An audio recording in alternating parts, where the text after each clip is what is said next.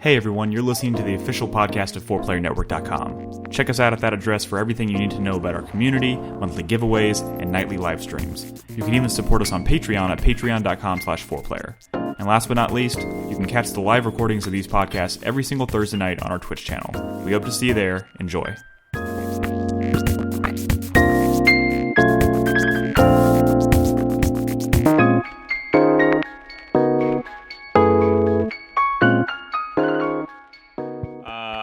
Then without further ado, hey everyone, welcome to 4Player Podcast. This is episode 701. My name is Nick Henderson, and I am joined tonight by Nolan Hedstrom. Hey, how's it going, everybody? Crispy. Hello. And Christopher Davis. Good evening. What are you drinking there, Christopher Davis? You held that up like you wanted us to see it. So HEB Cola. That's Kool-Aid, basically. Oh, wait, what do you mean basically?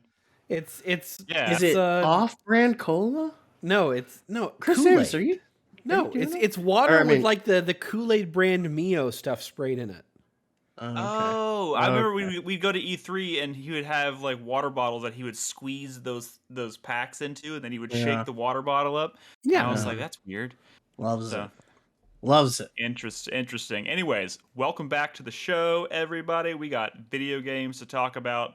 I want to quickly do a little bit of housekeeping right up front. The Revival Club, the last Revival Club of 2021, is happening right now. We are playing and talking about Cold Fear.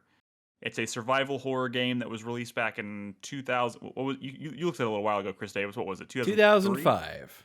2005. Strangely enough, came out like a couple weeks after or before Resident Evil 4. I don't have all my facts straight here, obviously, but shares a lot of DNA with Resident Evil 4, just with a much, I would say, a lower budget. But you know what? Dare I say it? I think it's a Jimmy. It's been pretty fun so far, and I'm gonna try and finish it up on Saturday. So if you're interested in playing that or being a guest on the podcast to talk to me about Cold Fear, you can support us on Patreon at patreon.com/4player, or you can subscribe to us on Twitch. The channel is all set up in Discord if you want to jump in there and talk about the game. It's from a developer that does not have a good track record at all. No, so Chris Davis is going for the jugular here with Cold Fear, and I'm not entirely sure why. I'm just saying, I look at this game and I've watched you play it for about an hour, and I'm not certain whether Brad actually scammed us into putting it into the Revival Club this time. He didn't. It's a Jimmy, man. It's like a Resident Evil 4 clone that takes place on a ship in the middle of this, like the stormy ocean, and it's like teetering back and forth, and they do some really cool stuff with weather effects, and it's cool. It's a cool game. For a game that came out when it did, on the platform that it did, I'm still continuously shocked by like some of the cool stuff they're doing in it. It's not perfect. Nick Jimmy. Technically it's a Brad Jimmy. I think this is Brad's nomination. I could be wrong. But I mean, he didn't say, hey, play this, it's a Jimmy. He said you should play this, and it won the poll, and we're playing it, and I'm enjoying it. So I don't know. We're going to talk about it on the eventual Revival Club podcast I record hopefully before the end of this month, but if you still want to get in there and play it, there's still time. It's like $10 on Steam. It's a surprising experience, I would say. I also want to, of course, remind everybody about Discord. If you are not a member of our Discord, jump in there. We're talking about video games and movies and stuff all the time at discord.gg/4player. But you know what? I haven't done this in a while because I'm a terrible podcast host. But I do want to encourage everybody to leave feedback, leave us comments on the show. If there's anything you want to say or ask or talk about in response to a conversation we have on this podcast, go to 4playernetwork.com, find the post for this episode, and leave us a comment. I'll read and respond to it on the next show. I just got to get better at it. So we have a comment from Slopdog. I'm going to read it. There was a question on the show last week about how we felt about evil characters in your party in video games. If you recall that question, I do. And Slopdog just wanted to throw his whatever you want to call it, his whatever popped into his head. He thought of Lautrec from Dark. I don't know how to say it. From Dark Souls, the guy that you get the Ring of Favor and Protection from. Sure. He says he's a pretty interesting evil character, especially if you don't know what he's gonna do once he's at Firelink Shrine after you save him. That's all he says. I'm gonna be honest, I don't remember any of that, but I do remember somebody at Firelink Shrine doing you dirty. I just don't remember what the context was. But that was, yeah, it's not the same thing as having like an evil character in your party that you're traveling with, but it's certainly. Is he talking about Lautrec the Embraced? That dude with the armor who kills the shrine maiden under the shrine. Yep. Or he can. I don't remember how that plays out. It's you been can a while stop since him I've from played doing that that. game. But yeah. But yeah, I mean that is a cool example of like making you think the person you're talking to is like, a good guy or he's on your side or whatever, even if he's not traveling with you, and then like flipping the script on you at the end. It's a cool example. Right. So anyways, that's the only comment we had from last week. I've been really terrible at this, but if we start getting more comments, more feedback, I will be more inclined to read them. So again, if you want to respond to anything we talk about tonight on this podcast that you're listening to right now with your ear holes, go to 4playernetwork.com, find the post for this episode, and leave us a comment. But now, we have stuff to talk about. We're going to take a deep dive into Inscryption. But before we do that, I'm just going to, a little off the cuff here. I feel like it's been a while since we've talked about maybe some of the smaller things. I know Chris Davis has been playing a few things. Crispy's been playing some stuff. Before we get into Inscryption, what's some quick mentions that you guys have been playing? You gotta been touching on some other stuff. Crispy, you said you've been playing some Breath of the Wild the past few nights? I broke out my Switch the other day. Yeah? Did you start a fresh new game? No, I picked up I picked up an old save file, but that save file I had only like kind of just started playing the game. Like I got off I got away from the Shrine of Resurrection and the plateau. And I think in that file I had basically just made it to Kakariko Village. Yeah. So I was picking up from there. I gotta say, man, Breath of the Wild is such a delightful game. I don't know if we've ever said that before, but what a delight. What a delightful game it is. I think this time around, the weapon durability thing is weighing on me a little bit more than it did my first playthrough. I am kind of getting to that point where it's like, man, there's a lot of enemies that like I'm just kind of like wandering into areas where there's like really tough enemies, and then it's like basically takes the entire durability of a sword to kill one, and then I'm like, great, well, my sword's gone. And that kind of sucks for stuff like the guardian weapons. Oh, yeah. Those cool like lightsabers, because they're like so fragile, but they're awesome. And when you get like, when I got one, it was by and large the most powerful weapon I'd gotten to that point, Yeah. But I am still very much enjoying it. One thing I was thinking about last night is I would like to agree with Brad when he said at the very least, shield surfing shouldn't damage the durability of the shields that you're using. Agreed. Wait. Remind me what shield surfing is? When you're like going down a hill, you can jump and hop on your shield and surf on it. If you have a shield equipped, you can jump and you can throw it under yourself and surf down the hill. But yes, your shield will constantly take damage. Yeah. Okay, I'm gonna say something right now. Did I play through that entire fucking game without realizing you could do that? Because I'm certain you probably did it, but there's just not a whole lot of various chances to do it. I think it like tells you once how to do it. Mode, Nick. Yeah, it tells you once how to do it, and there's not really like any puzzles or anything that make you do it. So you could play through that whole game without doing it. But I'm doing a lot of overland like running. Like I keep just forgetting. I keep just neglecting to like get my horse. So I'm just like running everywhere. So I've been doing a lot running in that game is delightful. It is wonderful, and there is that game does a better job than I remember of like forcing that calculation of like, okay, well, it's dark out and all the monsters are stronger and I have a long way to go and this is actually kind of scary to be out here. Like maybe I should find a campfire to hang out at. Like I I don't want to talk too much about this game because we've said so many things about it over the years, but I think it's worth mentioning too. I mean, the fact that you're revisiting, and we know Breath of the Wild 2 is looming. It may even be out next year. Who knows? Yeah.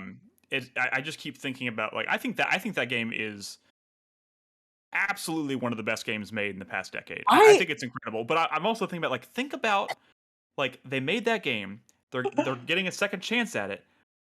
They're gonna you'd think they're going to fix the little things that people did harp on. You'd hope so. Like the dungeon design and the durability of the weapons, and I'm just thinking about that experience minus those things, or with tweaked versions of those things, and I'm just like, ooh.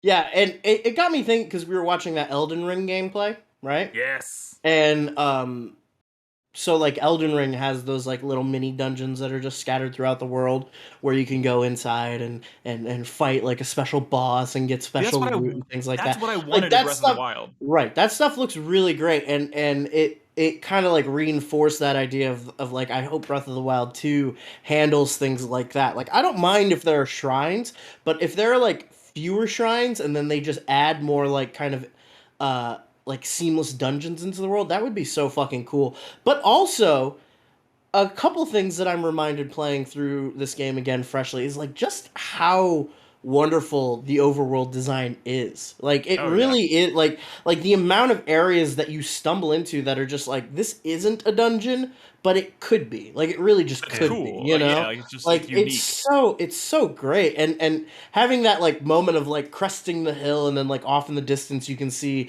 the fucking Hylian forest and you're like, "Oh my god, the Master Sword's in there somewhere." And it's so good. It's so wonderful. And also, I didn't really appreciate this as much before, but for some reason now playing this, I really like the characterization of Link. And that might sound weird because he doesn't have any lines, but there's a lot of character in his animations, and there's a lot of character in every once in a while they'll give you dialogue options, and I really feel like if they ever did a Breath of the Wild anime, it would end up being a Zelda anime kind of in this vein. I really think the best way to play Link would just to be like a Goku, Luffy, Naruto kind of character where most of the when it really matters, he's noble and he's a hero and he lives up to high ideals and he's got what it takes to be the savior of the realm. But 90% of the time he's just a fucking idiot. He's just some dumb idiot who loves adventure. A fucking just an empty-headed himbo just running around with a sword. It's so good. It's so good. When you say it like that, it makes me wonder why. I can't believe they haven't done that yet. Yeah, I'm glad. I want to revisit that game, especially before the sequel comes out. But, it's delightful. It's such a big game. I feel like I'm already running out of time because who knows? I feel like they're gonna announce it in January that it's coming out in March or something. I'm gonna be like, oh no, there's no time.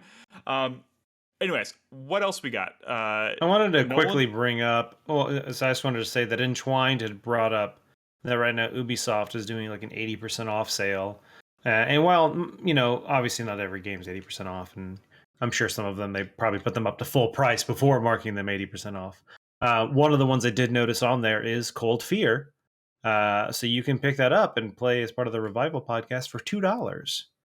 Ooh. I keep forgetting Cold Fear is a Ubisoft game. So yeah, $2, so guys. $2. Yeah, $2. Get in there. Play some Cold Fear. I'm gonna stream it again on Saturday. Hopefully finish it. I'm about I think I'm a little over halfway through it, so I'm just gonna power through to the end of it.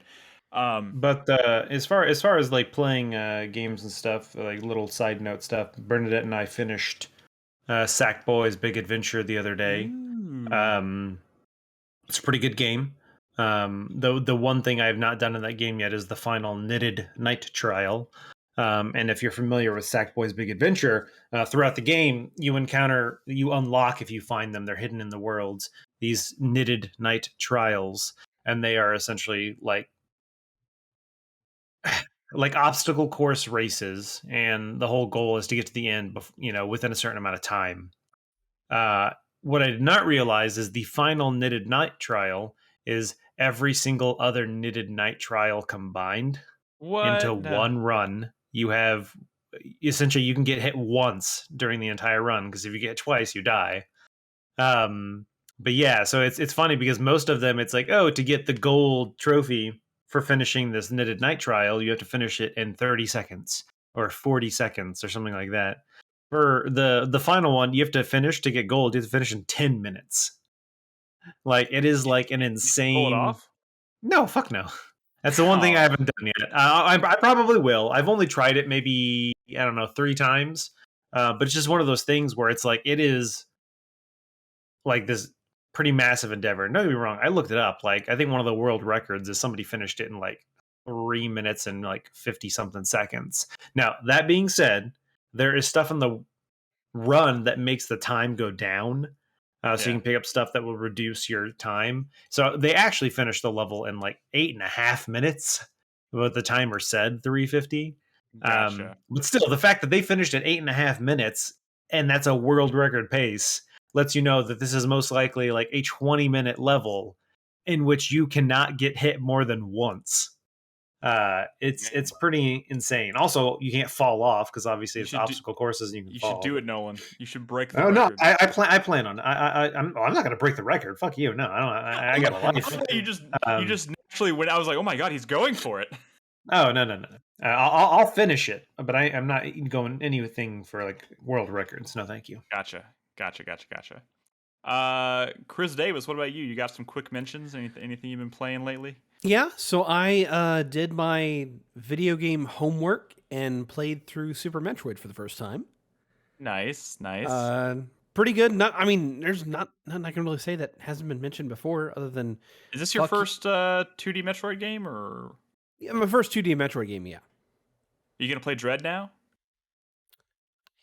Maybe not right now. Maybe on a sale. Maybe it's a good game. Dread's a pretty damn good video game. That's what everyone says. Yeah, maybe. Not right now. I'm not compelled to. I've got other things to prioritize. But yeah, I did my homework. It might be a bit much to run straight from. I always like think, it's a good idea. I'm gonna play this old game before the new one comes out or something, and then I burn myself out on the series by playing through the old one. So yeah, No, I'm not burned out. You want to talk about burning yourself out on series? Yeah, we'll get to that. Yeah. No. But no, I'm. Okay. I see what you're saying. What? Go ahead. Sorry. Chris. Yeah, I don't think I would be burned out. I just don't want to play it right now. I really enjoyed it. I saved the animals. I escaped with about 30 seconds left.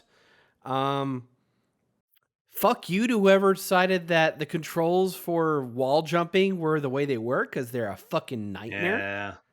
I will say in that regard, I don't remember how it works. Yeah, Chris Davis, a lot better in Metroid Dread. Okay, all right, I would fucking hope so. Metroid Dread controls like a fucking dream, for sure. Yeah. It just makes me think the fact that I looked up the release for Super Metroid, and Mega Man X, which does excellent wall jumping and climbing, came out like 3 months beforehand, and it hit so much better.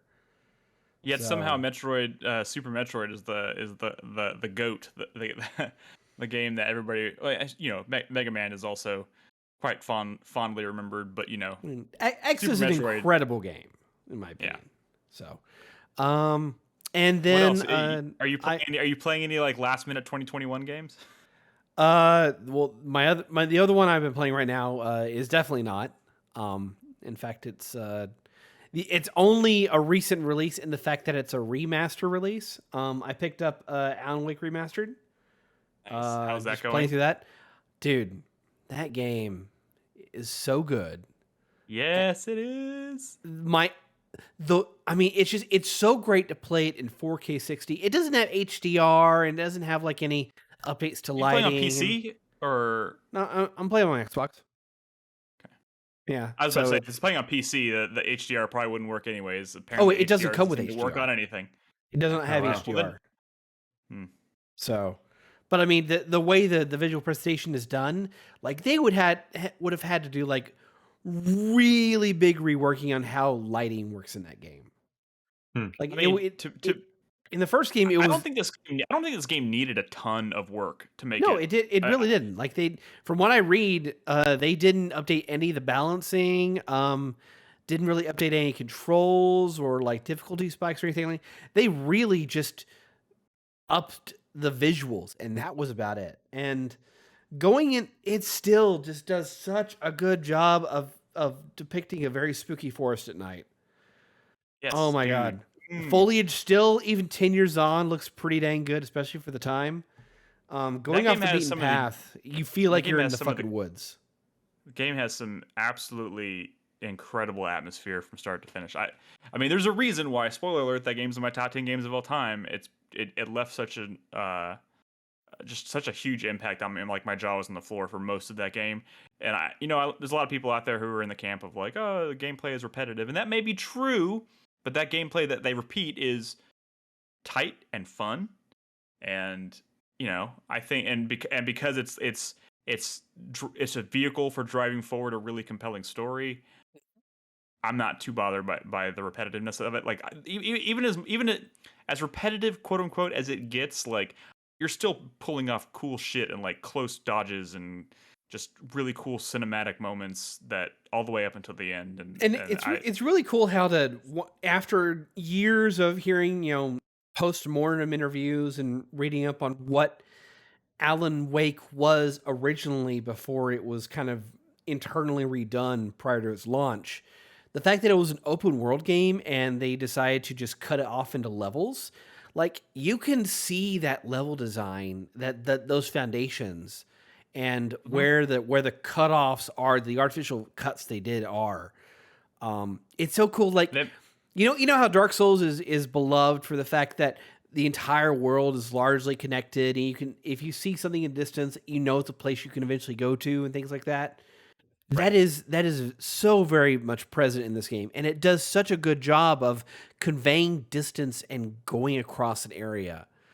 Yeah, I mean, even when things aren't seamlessly connected like they would be if it was quote unquote open world, they made some smart design choices, because that game, considering it was in development hell, could have finally dropped and just been a complete disaster. And the fact that it dropped and it was kind of like shockingly good, is fantastic. So yeah, and I mean, I'm very much looking forward to playing that remaster myself. It's really good quality. I just finished episode 3.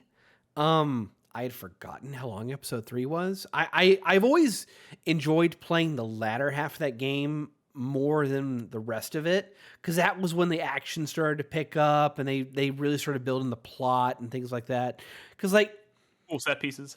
The cool set pieces. Oh, just the entire trek towards the power plant is a great level. And then just the final episode when it just fucking opens up and it just has you going from like one side of this gigantic map all the way down to Cauldron Lake.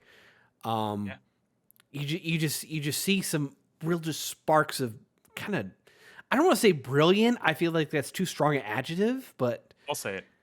It's really fucking Of course you good. will. Yeah, my only complaint, I'm biased. It's in my top 10, but yeah, you're right.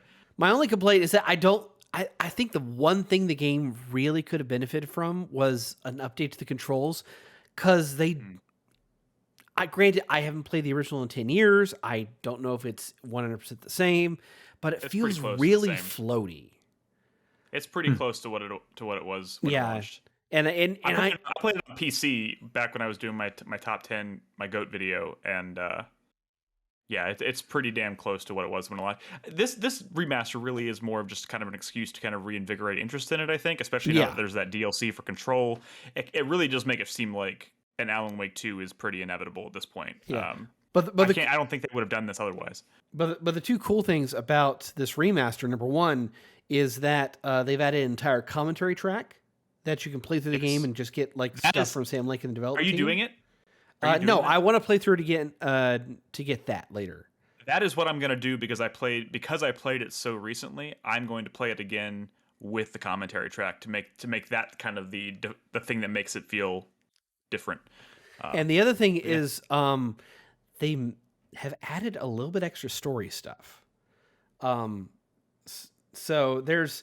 Are you talking about the QR codes? The QR codes. For those who aren't aware, they've added QR codes in every single episode of the game that are like that link you to a unlisted YouTube video of these vignettes of Alan typing away at a typewriter in the exact same format that they had for Control, but it's like new like takes on the story and like new elements, and I think even like growing from the end of Does it the writer. Does it feel like an elaborate tease for Alan Wake 2? That's all I want to know.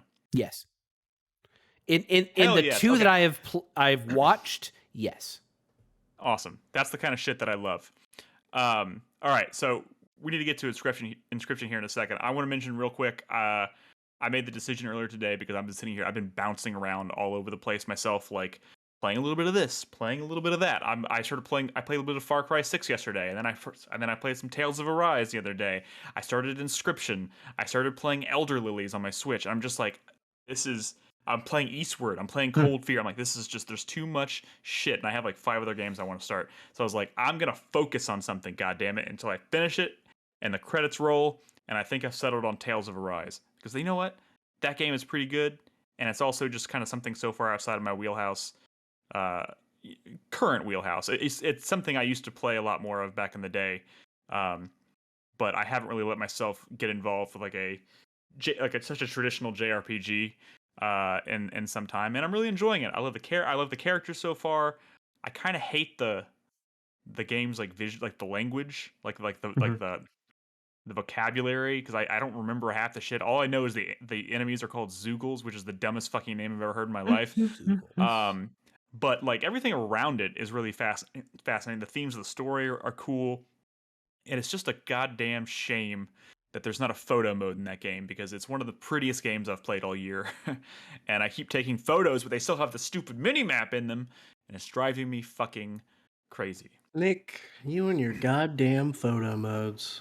You're right. It's probably for the best. It probably means I'll actually finish it in a decent amount of time. I am sorry to report that Alan Wake Remastered does not have a photo mode. That's a fucking bummer. You know what does have a photo mode? It's actually a pretty good photo mode. Far Cry 6. So you can actually take some pretty dope-ass photos in that game. That's probably going to make that game go from like a 60-hour game to a 100-hour game for me. Ew. So that's why I've decided to kind of like put Far Cry 6 on the back burner right now, because once I let myself into that, it's gonna take up all my time. So anyways, let's talk about the game that 3 out of 4 of us here have been playing. Or have played. I don't know if Crispy's been playing it recently, but you had played it before. Inscryption. Have you still been playing it, or? Never heard of it. What's Inscryption? What? You're fucking with me, right? Yeah, I'm fucking with it. Okay. Let's talk about. I will say I haven't gone back to it since last time we talked. So you're all definitely way farther than me. And if this is a really spoilery conversation, I might.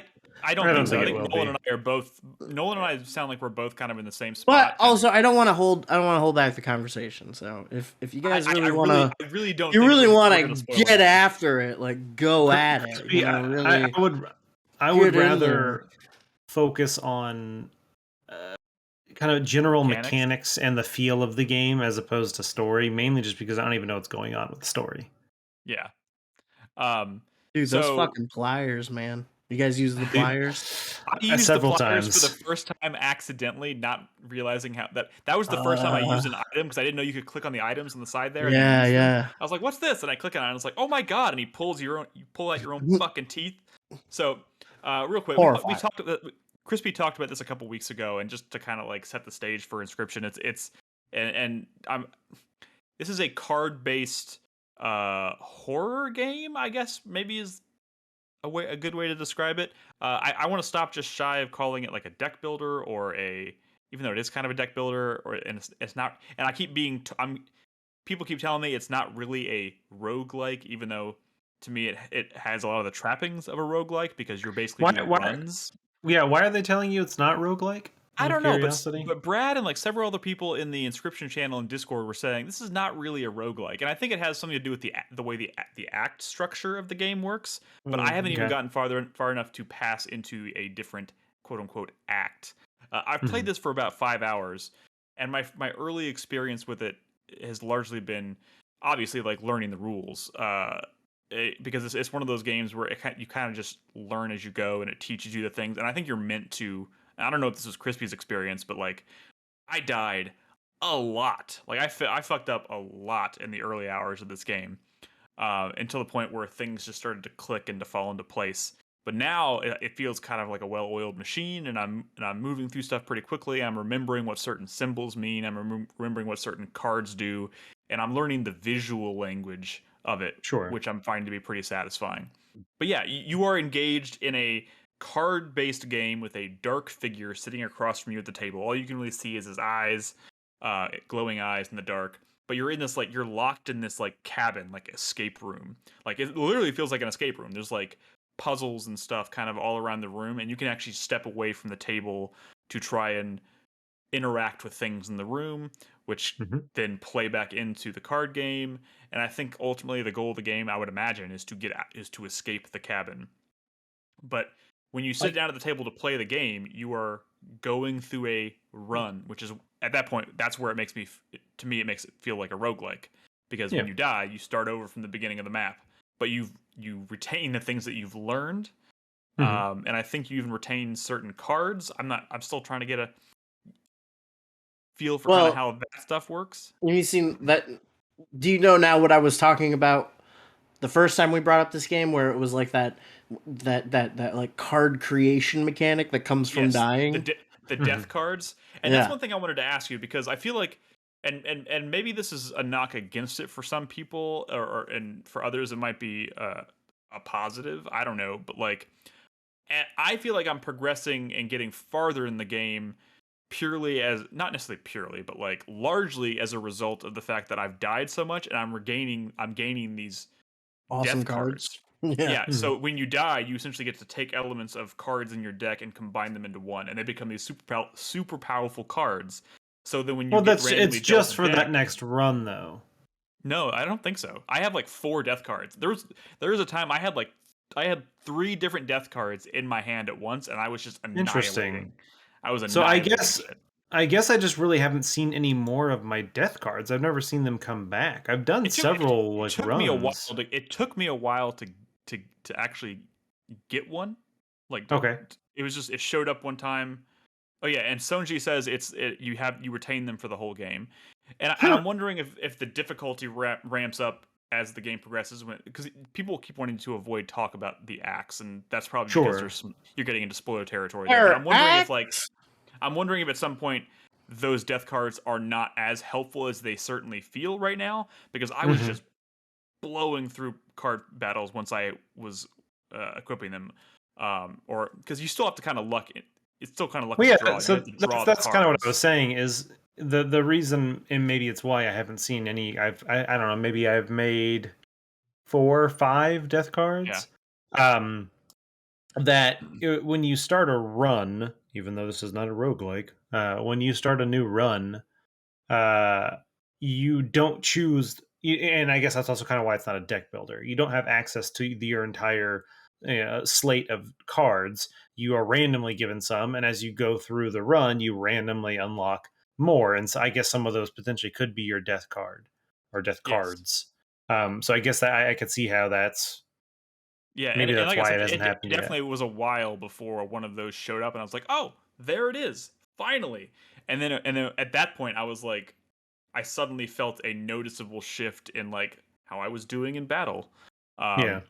And there's also, I would say, a certain element of luck to this, which I've seen a few people complain about.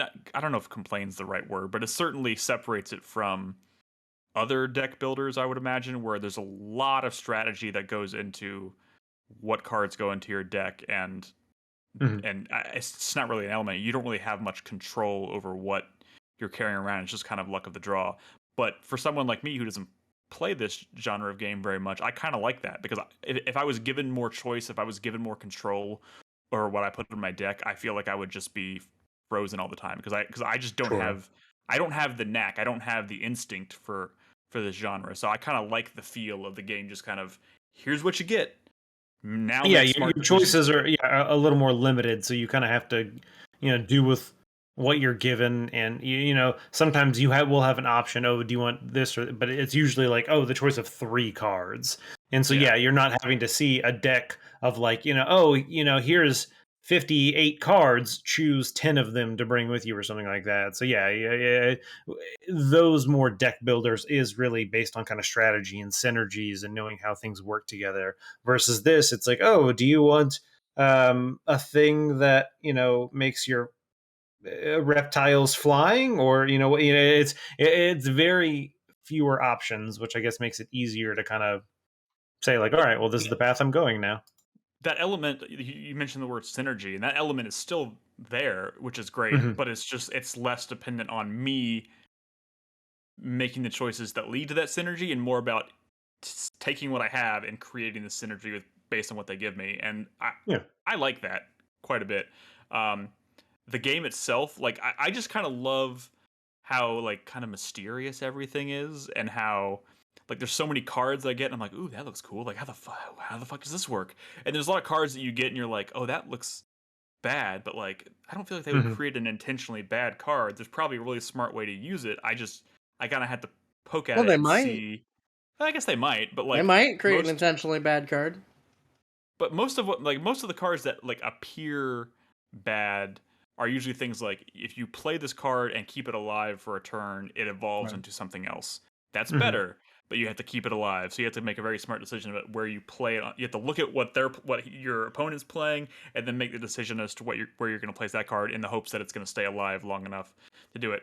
I like the whole like the conceit of the game is you have the like what do you call it? The scale, right? Yeah. So like as you do damage to the opposing player's side, you put teeth on the scale, and the same thing happens vice versa. And you're trying to get it to the weight on the opposing side goes all the way down to the floor, and like that's just a really nice touch, which ties into like what you were talking about with the fucking pliers. And I was like, what is this? And then he grabs as the usable item, he grabs the pliers and pulls one of his own teeth out and drops it on the opposing team side. And it's just like it's a freebie.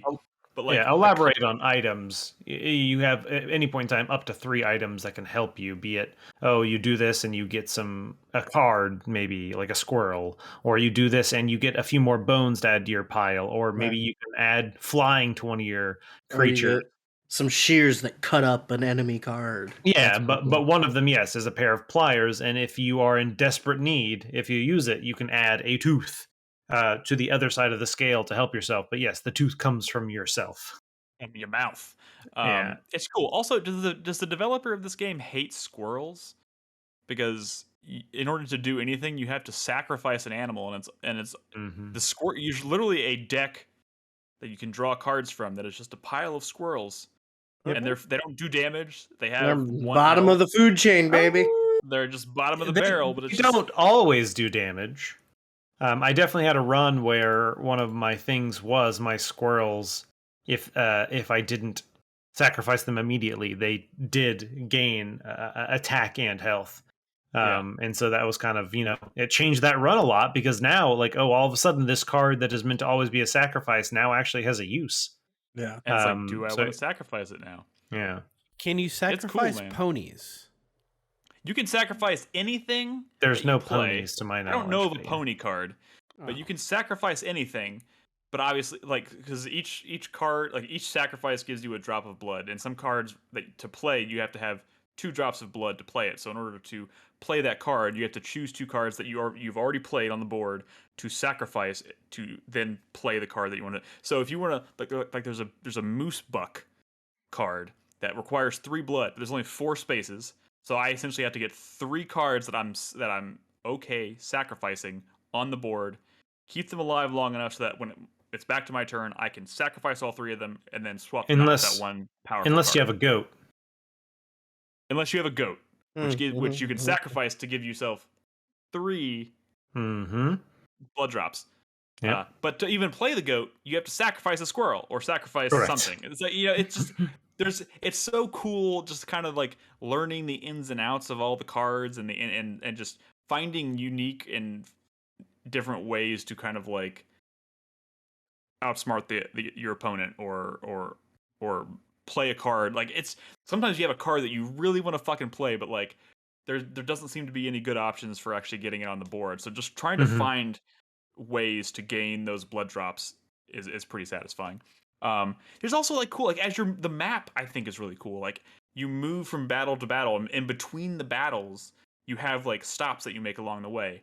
And there's this. It's very much like Slay the Spire or Monster Train, kind of, where you have paths that you choose, and you can see down the path, so you know, oh, if I take this path, it might lead me to a campfire, which I can improve the stats of one of my card. But to get there, I have to definitely do a battle in which the opponents will have enhanced like abilities. A modifier? Yeah, a modifier, yeah. Dude, so and the pros and cons.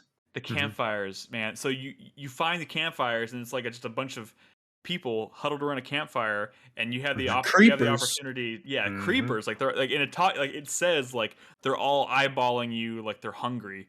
So like you can put a card down to either like improve your health or your power or whatever of that one card, and then it's like you've done that, and it's like, do you want to like stick around and get another and like bump your power up one more? Like, I don't know, they look mighty hungry.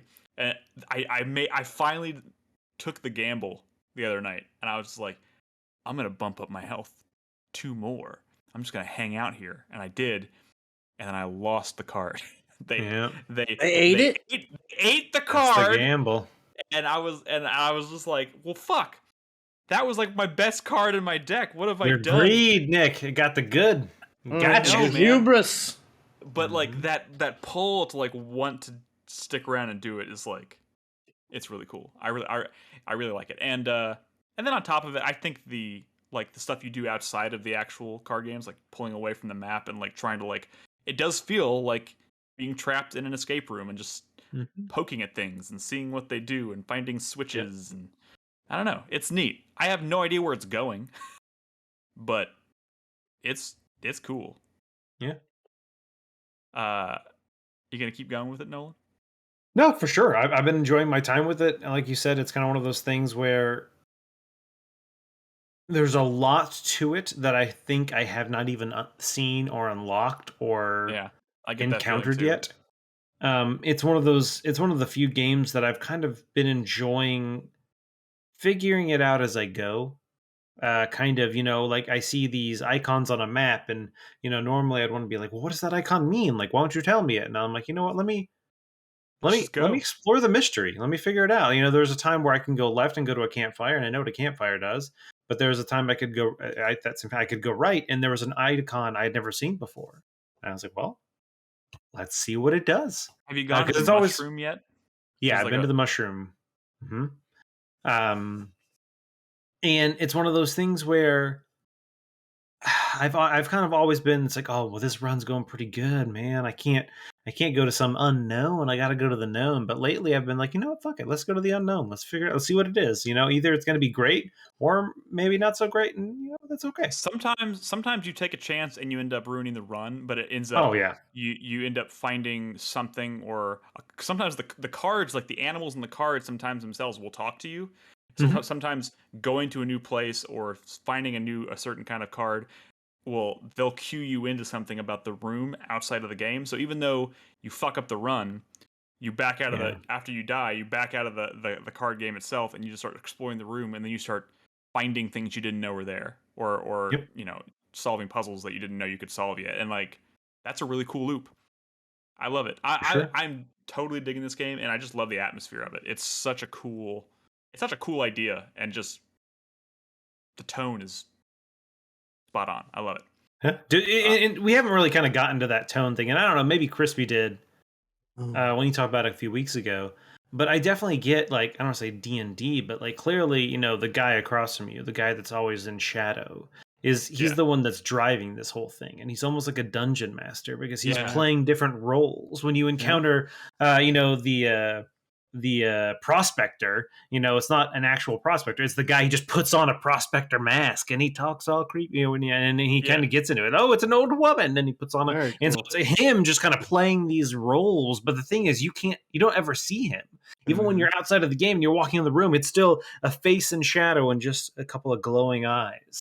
It's so cool, it's very mysterious. He's a real fucking creeper, that one. He is, for sure. Absolutely. I've been enjoying it a lot. I'm gonna keep playing it. Yeah, absolutely. All right. So to switch gears a little bit, Nolan, your oh man, your Metal Gear adventure you've graduated from Metal Gear Solid 2. You've now moved on to Peace Walker. Yeah. It sounds like you were talking earlier. You were teasing about burning yourself out. How's that going? It's not. It's how I say. I'm definitely not burning myself out yet, but it is. I will say that by the time I finished my time with Metal Gear Solid 2, I was definitely burnt out on that game. And I think the problem lies with the fact that, to discover all the things, to get all of the stuff, you have to play it so many times. Replay a lot of content. Yeah, and it just kind of gets old. And I do feel that, to my knowledge, the game that that's the games aren't like that since that one. And that's kind of one of the reasons I started that with that one, is because I knew that was the case. And so I've been playing. And the question was, should I do 3 or Peace Walker first? But I decided to do Peace Walker first, just because mainly there's an online element to it, and my fear was that maybe that online element would be hard to get to. Because the game came out like 11 years ago. Yeah. Whenever it came out. Is Peace Walker part of one of the collections that you're? It's part of 2 different collections. Yeah. Which one are you playing? And there's definitely footage of it that I captured. It would be fantastic if we could watch it. Fine, I'll play it. So insistent. I'm on my way to capture some footage of the game. So there's 2 different collections. One is the HD collection, which came out, I want to say like maybe 2013. That has 2, 3, and Peace Walker. But actually, not too long after that one, the Legacy collection came out, and that one has 1, 2, 3, 4 Peace Walker. Holy shit! That was VR missions. That on? Yeah, that was a PS3. That was a cool collection. Yeah. Yeah, it's one game. I mean, I think there's technically 2 discs because obviously Metal Gear Solid 4 is a giant game. Didn't that one also have didn't it have a disc that had a bunch of the like NES era like Metal Gear games? Yes, that is true. It has Metal Gear and Metal Gear Solid on it. Like it's basically everything except for like Ghost Babel. Yeah. And Acid. Wait, Acid, thank you. So you're playing the I'm about to go find this collection on Amazon right now. This is the HD collection, Chris Davis, but the Legacy collection has it's the exact same game. Okay. And that came out on. I thought my understanding. It's only $24, Nick. Right now, I think it's on sale. Was my jaw dropping that you just saw was me finding it on Amazon for $24. I'm buying this right now. It's kind of a steal for how much content you get for. Yeah, it's all the games. Anyway, sorry, what were you saying, Chris Davis? I was saying I think the Legacy edition that has Metal Gear Solid, I could have sworn, but I think that version is downloadable. So yes, I will say that it is a download. It doesn't come on there. You have to. It gives you like a code that you download. Yes, I believe that's accurate. Are we talking about which ones? Is it all of them are like that, or just like one? No. Okay, so let's take a step back. Sorry. There are 2 versions. I have a disc somewhere. I think it's on my shelf. The HD collection, all that is in there is Metal Gear Solid 2, Peace Walker, and Metal Gear Solid 3. I think Metal Gear Solid 3, via that game, you can play Metal Gear and Metal Gear Solid. Because that was baked into the subsistence version of that game. No, it was the original Metal Gear from the MSX and Metal Gear 2 Solid Snake for the MSX. Is that not what I just said? That's what I meant, if that's not what I said. Yes, that's what it is. Okay, yeah. So yeah, the first 2 games in this franchise, Metal Gear and Metal Gear 2, Solid Snake, yes. Anyway, the Legacy collection is the one that basically has everything. Besides, like you said, besides Acid and besides Ghost Babel. But I mean, I can live with that. What's up, Chris Davis? You're making another face. Well, I mean, again, with the Legacy version, the problem I have is that because it's the PS3 only that got that release, with the PS3 store going away, you can't access Metal Gear Solid through that anymore. So that's potentially you can no longer access that original full collection. So that's what I'm saying. Well, technically, right now, if we want to get into it, you can't download a lot of Metal Gear games. True. Yes, that is a news story. If anyone didn't know, there's Metal Gear Solid 2, and I think maybe even 3. And 3. They have a lot of like stock footage. And apparently the licensing for that's kind of up in the air at the moment. And so they had to remove all of the games from the PlayStation Store because they technically don't have the license at the moment. Oh, not just the PlayStation Store. It's anywhere that it was ever sold. Correct. So like even the GOG version of Metal Gear Solid 2. Yes, any digital version currently. Obviously, discs are a different story. Yeah, but yeah, the digital like Konami version is trying to go about renewing all of those licensing things. So they say temporary, but as of right now, if you try to get any of these things digitally, you can't. So sorry. But anyway, let's talk about Peace Walker a little bit. So it's one of those things where one of the main reasons I'm kind of replaying these games is I've just kind of forgotten how unique they are and how much fun little things they do. Every game has its own kind of, I don't want to say shtick, but its own little things. This one really puts a focus on the cardboard boxes.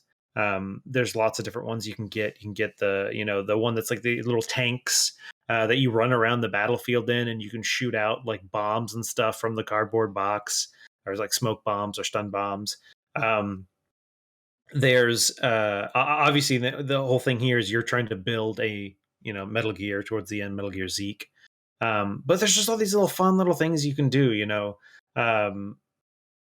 There's, and if the footage goes on a little longer, there's Monster Hunter in this game. Yep. Wait, what? You meet a Palico and he takes you to an island and you fight Monster Hunter monsters. That's yeah, dude. The funny thing is when you are selecting that mission at the bottom, it says like, Capcom trademark, blah blah blah, all this stuff. Nick, keep watching. There's footage of it. That's some weird shit. But yeah, there's all this little fun stuff. And so, like I said, the reason I started playing this one is because I knew there was an online mechanic to it. And I was like, do people even fucking still play this game anymore? And so I kind of start searching around on the internet. And I'm like, who still plays this? And so I found like a thread of people like kind of trophy hunting. And so it's like, obviously they're trying to look for other people who are also doing the same thing. And so I found a thread, and there was like a post from like February of this year of someone saying, hey, they were looking for someone to help them get the online trophies. But then I found another one that was a post of someone from literally like a week before looking for someone. And I was like, oh shit. So they're like, hey, here's my PSN if you're looking. And so I pinged them and I'm like, hey, are you looking for someone to play with? And they're like, hey, I actually finished everything. So sorry. And I'm like, okay, cool. Thanks. So I messaged a guy from February of this year and he's like, hey, I finished, but there's actually a Discord of people who are kind of still into this game. Here's the link to that Discord. So I joined that Discord, and there's a bunch of people in there who are just like fans of like Metal Gear, that's cool. and obviously Peace Walker. And so I was actually able to play a bunch of Peace Walker online with here it is with people who are still into the game. Or maybe like me, kind of like, hey, I've always been into it, but I recently repicked it up, and I'm looking to kind of do some of the online stuff. But yeah, so I got to play a bunch of the, some of the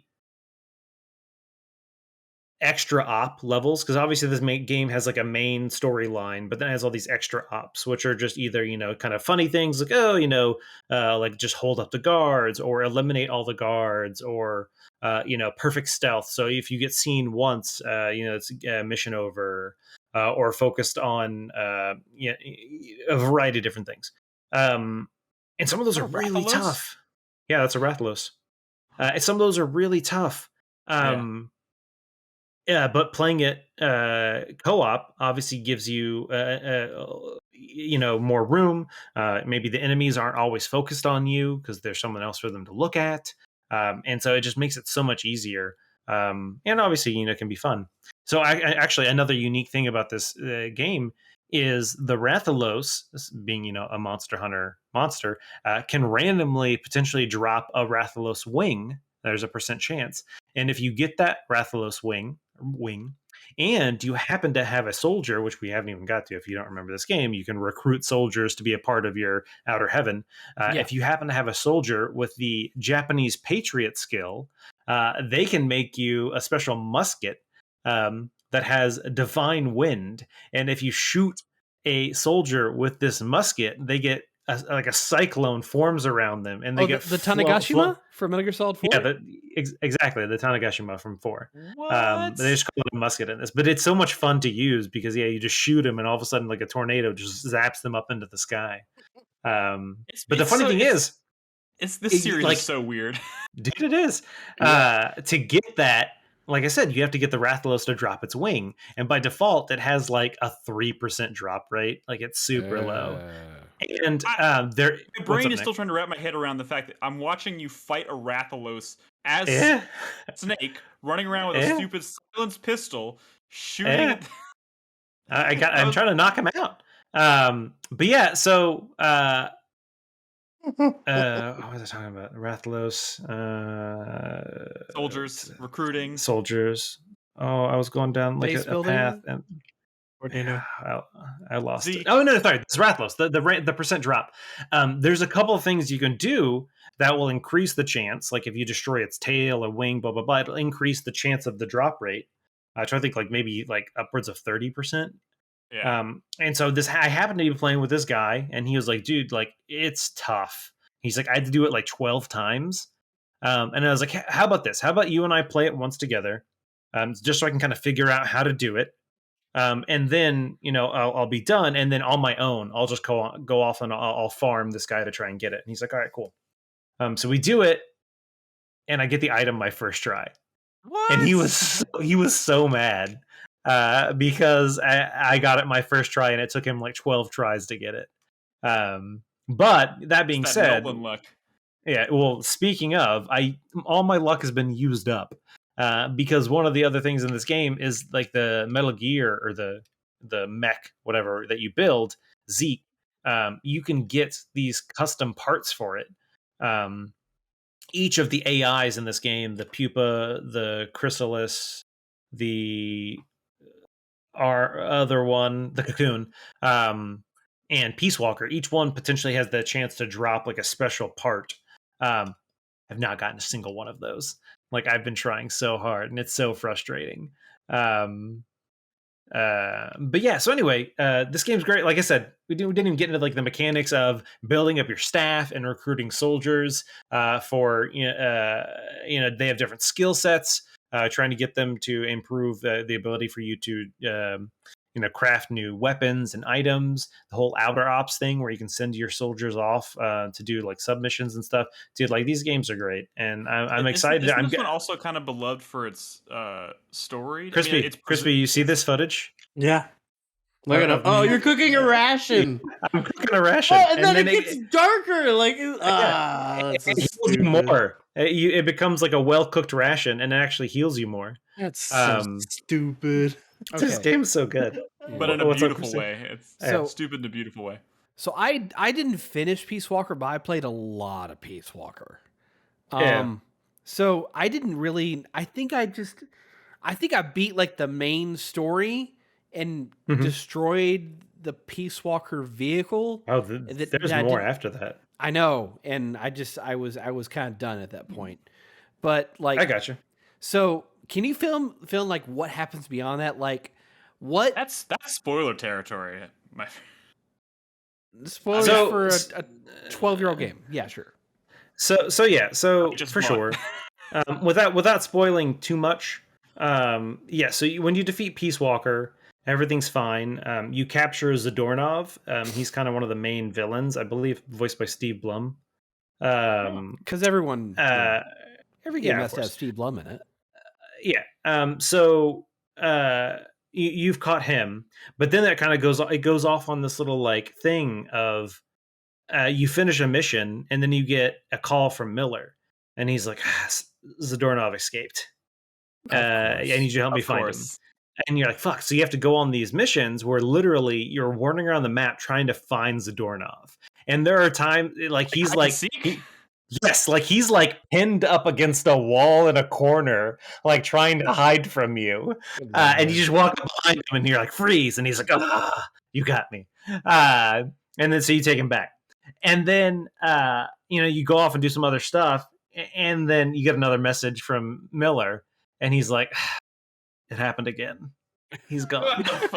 and so it just keeps happening. And I think there's like 6 of these missions where you have to keep going off and finding. And like at one point, Snake is like, okay, come on. Like someone is helping him. He's not just getting out on his own. And yeah, it turns out Kojima shit I've ever heard. It turns out he was being helped by, I guess now we are getting into spoilers if you haven't played the series or games. He was being helped by Paz, who was one of the main characters of this game, and she's also one of the kind of main driving factors in Ground Zeroes. Yes, which is she's the one with the commenter. Exactly. That is the chronologically that game takes place exactly after this one. It's Peace Walker, then Ground Zeroes, and then 5. Yeah, it's like 3 weeks later or something like that. Yeah. Yeah. So she was the one who was helping him because she was actually a triple agent the whole time. But then, so that's kind of what happens. And then she takes over Zeke, this autonomous Metal Gear that you were developing. And then you have to defeat Zeke. And then that's kind of where the story ends. But then it kind of goes off into obviously more of like Kazuhiro was like, I actually knew that she was kind of bad, but seemed like she was being good. And, the reason I was not kind of doing anything is because she was helping us get to where I want us to be with this whole, like, military, the organization who kind of fights for anyone who needs them, not like necessarily for a country, but whoever needs help. Yeah, mercenaries.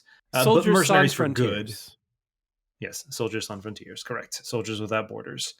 But yeah, so that's kind of where it ends. So are you on this playthrough you're doing? Are you like, where are you in the story? Have you like finished already? So yeah, no, I finished the story. I finished the post game stuff as well. I'm just doing a bunch of the extra like ops stuff, a little more. And then after that, I'm probably going to move on to 3, which is your favorite, right? It's definitely always. It's probably the one I've played the most. I like so much of the stuff in it, and I'm really looking for. It's been at least a decade since I've played it, so I'm looking forward to kind of replaying it and seeing a bunch of the stuff that I kind of forgot was in there, or maybe some of the stuff that I kind of missed because I was obviously, how much can what year did 3 come out? 2004? No, it was 5. 2003. 5. Okay. So how much can a 17, 18-year-old grasp the concepts that Kojima comes up with in a military story driven game of soldier, so obviously a lot of it was missed. And then yes, I have replayed the game since it came out, but obviously now that I'm much older and I'm more attuned to politics and the inner workings of governments, and I think I probably will get it a little bit more. And so that's one of the things I'm looking forward to. And definitely even with 2 and Peace Walker, so much more. And like, dude, fucking oddly enough, if anybody's been up to date with the news and what's fucking going on in Nicaragua right now, with what's his face kind of essentially becoming I don't know what's going on with Nicaragua right now. Becoming all but a dictator in Nicaragua. They're likening it to what was going on in the 70s with the Sandinistas and all this, and that is exactly what is fucking going on in Peace Walker. That is 100% the story of this game, and that's what's kind of going on in the world right now. And it's just funny that I was like reading the news the other day about all this shit going on. I'm like, holy fuck, I just happened to be playing Peace Walker while that is going on. It's the same shit over and over again, man. Learning through video games. Yeah. Interesting. But anyway, so that's Peace Walker. Like I said, I'm pretty close to wrapping up this one, and then I'll move on to 3. But so far, definitely, like I said, I'm definitely not burnt out yet. Obviously, it's Metal Gear, so a lot of it shares the same DNA and has a lot of the same stuff. I'm hoping like when you that said that it almost sounded like Metal Gear. Metal Gear. Hopefully, 2 being as poopy as it was when you're trying to do all of the stuff I was doing in it is the worst offender of them all. Yeah. But yeah. Cool. Yeah, I'm actually looking forward to playing I can't I remember so little of 4, except for the fact that I remember loving it.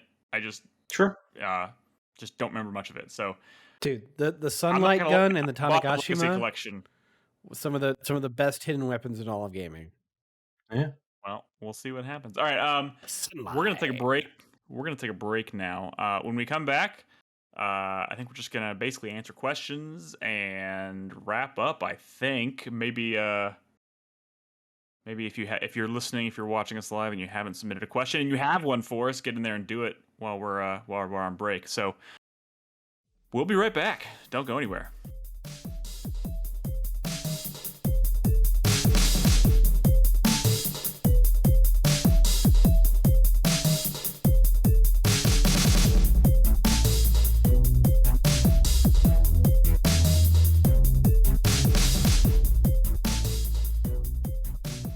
Hello and welcome to Brad's weekly update. As you can see, Mom is busy right now, so I got the fam. So we'll try to make this quick. Henry's around because he wants to try some of this. Saw this at a store. Some candy popcorn with Twix. They had some other candies, but this one seemed good because it's caramel, and caramel popcorn's good. I don't know if this is new. I don't really go to the grocery store. I usually do curbside these days, so who knows, but it looked enticing. As far as what I've been playing this week, I started playing some Forza Horizon 5. It seems good. I honestly don't know if I'm going to keep going. I've tried to get into the series before because like people who play it act like it's the greatest racing game ever made. I mean, they love it so much but it's sort of this weird in between a racing sim and an arcade racer, and I like arcade racers. I like, like MotorStorm and Wipeout and Burnout, right? And I used to play racing sims. I get those too, right? Get your license. I used to play Gran Turismo and stuff. Get your licenses, master this track.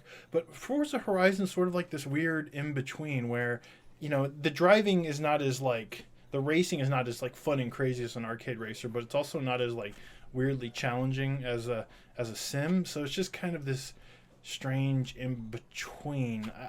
I honestly feel like, and a lot of the desire to like kind of explore that world and do these races is to like unlock new cars, but they give you like really fast cars right from the start. So unless you're like a car person, which I'm not, I drive a Camry, and I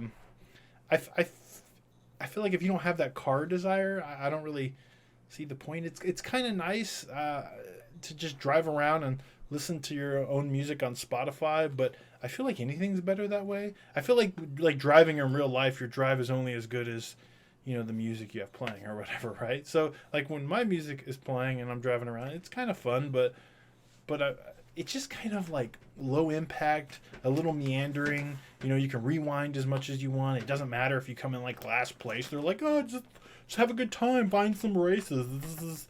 Everything is great in Mexico, which is fine. I'm having a hard time understanding like the real magic of this series, but people love it. They act like it's the greatest racing game ever and game of the year, and Forza Horizon 4 was robbed and Forza Horizon 5 is going to be robbed. It should be game of the year. The talk is weird, and it's why I keep trying it, but it's just not clicking. So I might actually be done with it. I don't know. Anyways, let's get into this. Candy Pop, Twix. What you think? You want to eat some of that? You can't, sucker. Alright, you can though. Candy Twix popcorn. Nice rip on that bag. What we got here? Smells pretty good. It looks kind of just like caramel popcorn with a little bit of chocolate on it. Alright, try it, buddy. It's a little messy though. I feel like he's going to be around every time I'm eating something sweet. I was definitely going to bring him but Henry just sort of wandered in. You like it?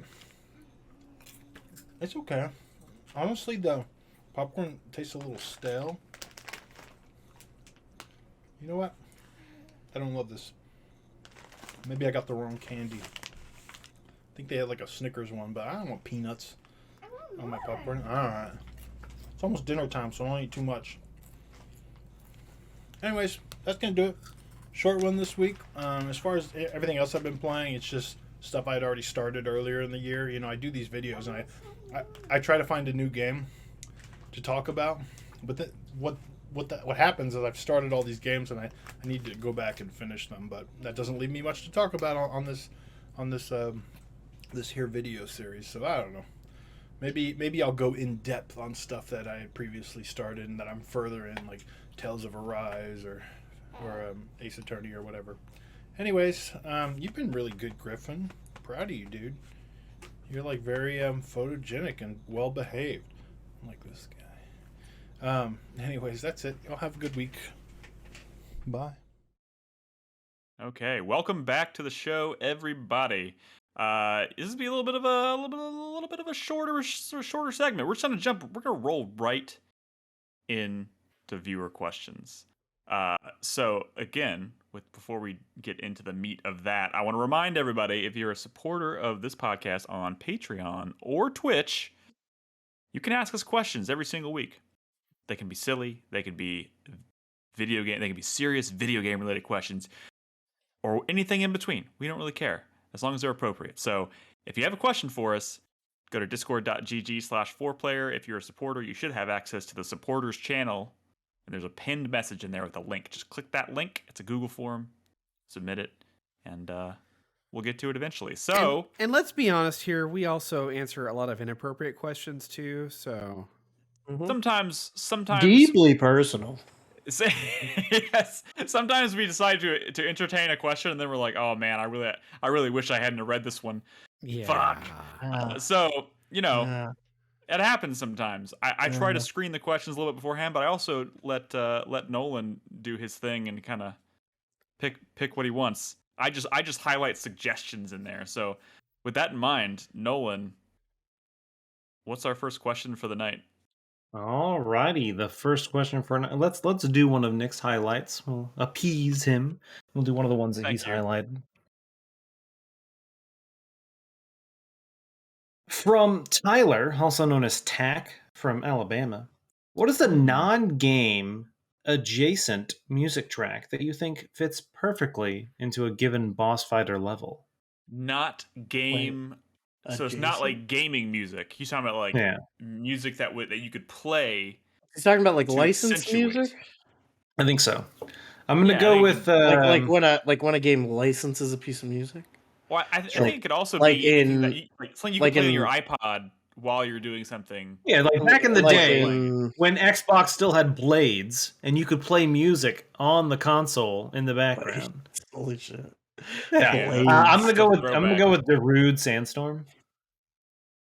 Yeah, you can play that with pretty much anything, no matter what the game is. Oh, the wording of this is non-game adjacent. This makes me think he's thinking about like say, for example, in Far Cry 3 when you do the mission where you're like destroying the marijuana fields and they're playing that Damian Marley track. Oh, right. Or Halo 2 had that. Was it Breaking Benjamin song? Breaking Benjamin, yes. Yeah. They were very proud of that. Funny story. I went to a Breaking Benjamin concert where they played that song. They played that? Pretty sure. Did they show like Halo visuals while they were playing? No. But I'm pretty sure he didn't remember all the lyrics to that song. I don't remember. If you're talking about music like that, Crispy, one of the ones is I want to say it was Saints Row 4. With the missile launch and it's playing Aerosmith. Oh, Aerosmith, yeah. Or even just the part where you're like driving around listening to that. Oh, baby, you. Yeah. You got what I need. Yeah, that was Saints Row, right? Dude, I didn't. Okay, but also none of those are boss more than fights. I didn't play more than well, an hour. I mean, the Aerosmith one's kind of like it's the whole like you're like it's a climactic event where you're trying to stop the missile and stuff like that. So, I mean, you could call it a boss fight. I didn't play more than 2 or 3 hours of Saints Row the Third, but the jumping out of the helicopter to Power by Kanye West was real dope. Yeah, that's a good moment. Somebody posted in the Discord in the gaming channel the other day the original song that they made for Mercenaries 2 that was in all the advertising campaign. That oh no you didn't. Oh no you didn't. Sucker tried to play me. Like that whole that was weird and I love it. Yeah. Oh no. I'm trying to think of Saints Row 2 when you're driving around and the final countdown comes on. That's just a magical moment. Yeah.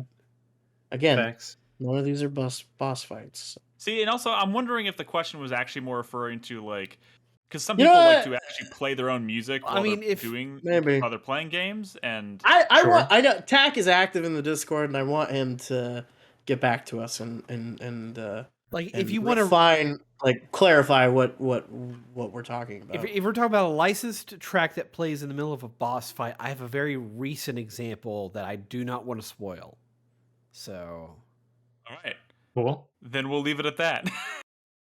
All right, moving on. Next question. We're going to do one from Gigamere. What are the qualities that you think separate a good Zelda dungeon from a great Zelda dungeon? Ooh. More than one room. How many Zelda dungeons have one room? Well, I'm thinking, okay, maybe there were more than one room. I was trying to be unfair to Breath of the Wild. You talking about the shrines? The shrines. Those were often more than one room, I suppose. If it has water, it's a bad dungeon. Yeah. Ooh, man. So I would say something that the unique ability or item that you get in that dungeon really suits it well. There are definitely times where you get here's the bow, and you just use it to shoot a crystal or something. That's okay, but it's not great. But I'm talking about the stuff that really kind of affects how you interact with the dungeon. I think for example, Majora's Mask had a lot of really good stuff with either what you transformed into being the Deku Shrub or the Goron or whatever. It really kind of changed how you interacted with the world. Yeah. Also, go ahead. Like another great example of it's not so much an example of a great dungeon so much as a great use of the item you find in the dungeon, like you were saying, like the top weapon that you get in Twilight Princess. I think was a great use of that in the dungeon. The first thing I thought of, and I'm glad you brought that up, because I don't explicitly remember a lot of the stuff from Twilight Princess, because I've only ever played Twilight Princess once. Same but here. I remember thinking that a lot of the items you get in the dungeons in that game were exceptional, and the top, the spinning top thing, was definitely one of them. I'm trying to think of what else stands out. The things that come to my mind too are a lot of the dungeons that that feel like they're kind of built around a central hub that kind of branch out.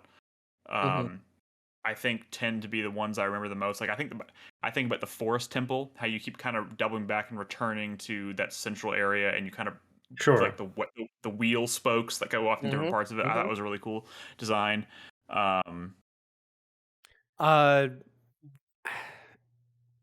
One I would point to is in Link to the Past, the tower at the top of Death Mountain, how they took verticality and traveling between floors and made that into a puzzle in and of itself.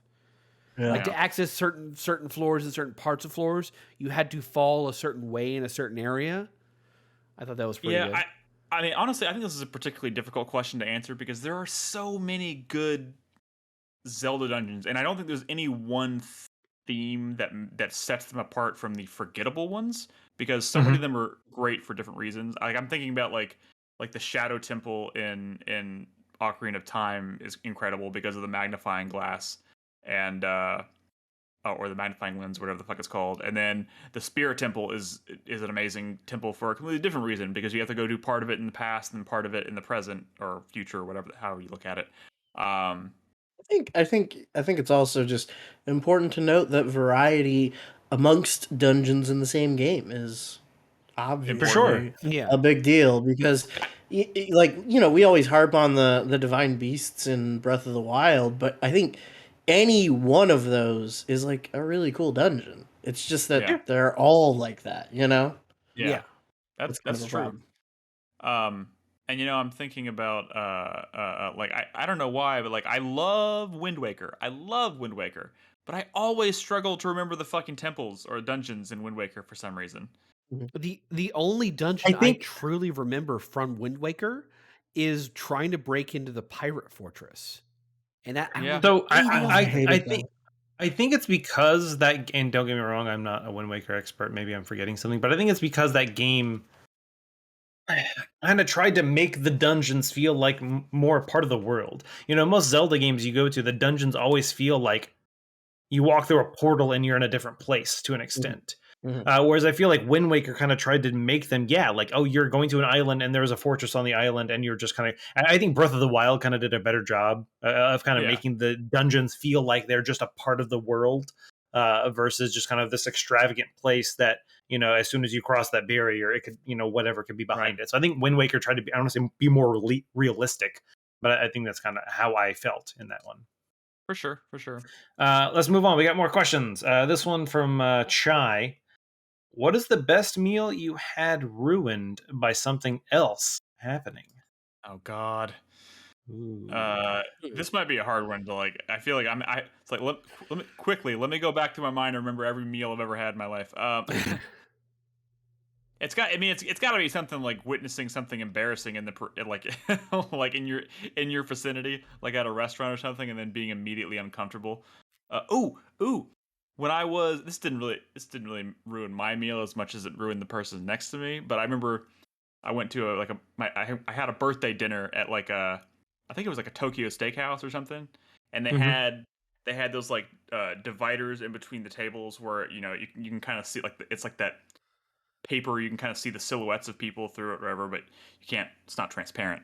And there was another birthday party going on at the table next to me, and I guess they brought her like cake or something that had like candles on it, and I was looking over because they were singing happy birthday, and she like leaned in to blow out her candles, and I could see her hair that was like on her shoulders kind of like fall down when she leaned in, and it went into the candle, and it caught fire, and then she started like screaming and freaking out, and then like the room started to smell like burnt hair for a second, and then it was only on fire for like a couple seconds. And they put it out, and then it quickly turned to everybody laughing their ass off, her included, because it was just so ridiculous. But that's the only thing that kind of comes to mind for me. The first time I remember, I was visiting a friend of mine in Miami, and me and him and his wife went out to dinner. We were going to like a Miami Heat game, and we went out to eat before that, right? Mm-hmm. And we went to this really nice place in downtown Miami, and this was the first time I'd ever tried Cuban coffee, you know? And I was like, sure. Ooh, I was like, I want to go somewhere that has good Cuban coffee. And he's like, I got you. We'll go here. And we went there, and I was like all excited about it. I was like, oh, awesome, cool. I can't wait. And while we were at the restaurant, somebody had like a fucking like a seizure or like an aneurysm. Oh, no. While we were at the restaurant, and it was just like this whole scene, and like it was weird. It was weird because, I mean, it was super crowded, right? So there was a bunch of people. So this starts happening, and immediately there's just like people on it, you know? Yeah. And it was also kind of weird because his wife at the time was like a registered nurse. So like this all starts happening, and we both like look at her, and she's like, no, this like, she's like, no, this like, they've already called the ambulance. The best thing to do is just not try to like insert yourself in the situation. And I was like, are you sure? Like, That looked kind of serious. It was scary.